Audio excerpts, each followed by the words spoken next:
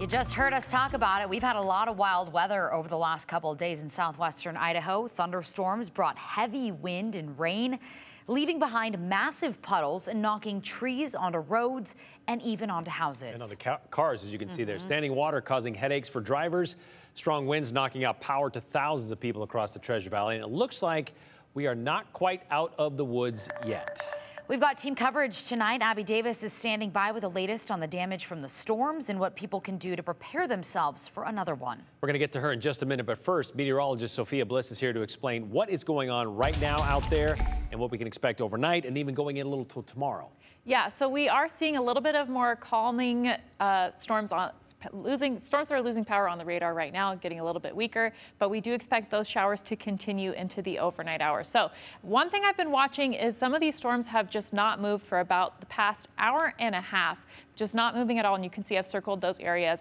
And so those areas, we're going to see, thankfully these showers are a little bit lighter. So these areas have been seeing these storms just stay over them, but not leading to too much flooding, with the exception of south of Oakley. And it looks like that flash flood warning has just expired, but you can see those storms staying right over that area. And that includes the Cary area, which is southeast of Haley. Similar conditions where we're seeing very little movement out of the storms, but thankfully they're a little bit weaker, as I mentioned, but still bringing consistent rainfall. And we look to see that potential continue as we go into the overnight hours. The storms that are near Twin Falls are going to continue to move to the northwest. So overnight, we should be seeing some chances of showers for Treasure Valley areas. And I wouldn't be too surprised if you wake up to some puddles in the morning. So just know that the storm chances will continue overnight. And we're talking about cooler temperatures tomorrow. But yes, more storms. And I'll talk more about that in just a few minutes. And Abby, we will be seeing, you're tracking some of the storm coverage for us. And a lot of these storms are formed with the monsoonal moisture in the area. And yesterday, when the conditions were just right, it was really just like a tropical downpour over Boise.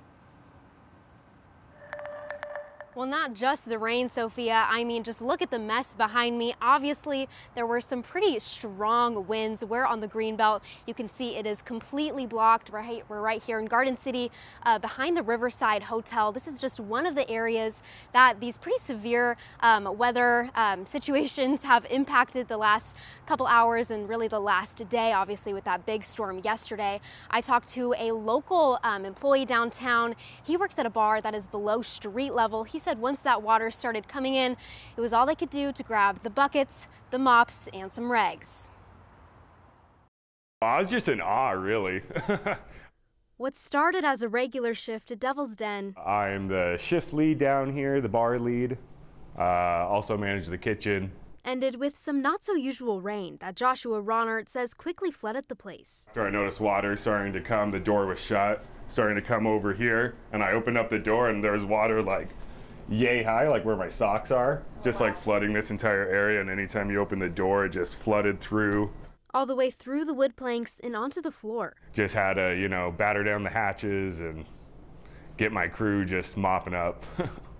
The only thing Ronert could do during a storm to remember.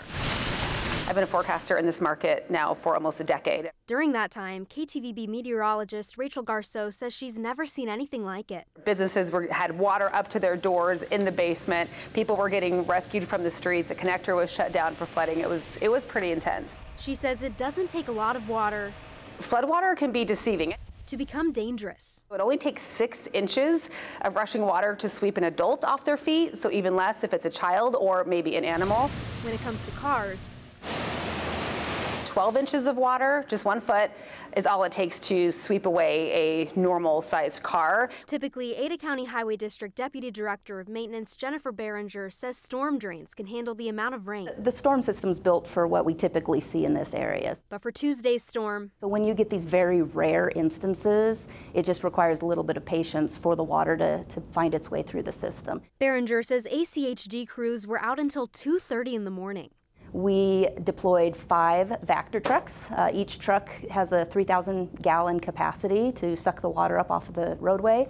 And then we also supplemented that with 10 of our vac sweeper trucks. From the roads to inside businesses. We did what we could with what we had.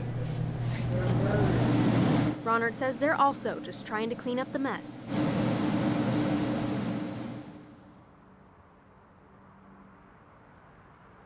Devil's Den was obviously closed yesterday. They stayed closed today, and they're hoping to open back up tomorrow. Behringer says if we do see some of this extreme weather again, obviously to stay off of the roads if you can with all of those high waters. And you can also do your part at home to try and keep the storm drainage system clear. She says even if you're out working in your yard, just being aware of where you're putting your grass clippings and all of that stuff. She says all of that can really build up on the storm drainage. So just be aware and be mindful.